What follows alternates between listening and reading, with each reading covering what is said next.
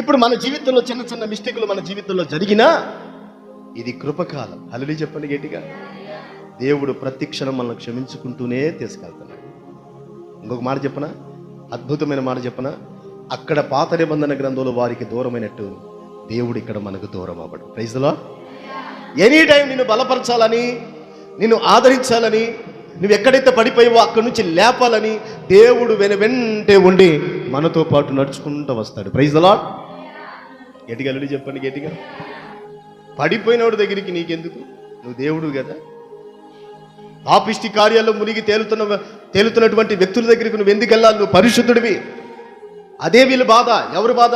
సద్దుకయ్యులు, యూదులు, ఇక పరిచర్య చేసే వ్యక్తులు, పరిచారకులు అనబడుతున్న వ్యక్తులు ఎవరైతే ఉన్నారో వాళ్ళ బాధ అంతదే.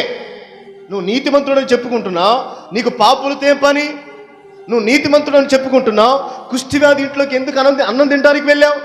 నువ్వు నీతిమంతుడని చెప్పుకుంటున్నావు, త్రాగుబోతులతోనూ వీళ్ళతో నీకు స్నేహం ఎందుకు? తిండిబోతులతో స్నేహం ఎందుకు నీకు? నువ్వు నీతిమంతుడని చెప్పుకుంటున్నావు, మరి పాపులతో ఎందుకు కూర్చుంటున్నావు? నువ్వు వాళ్ళ బోధ, వాళ్ళ యొక్క మాట అంతా అదే.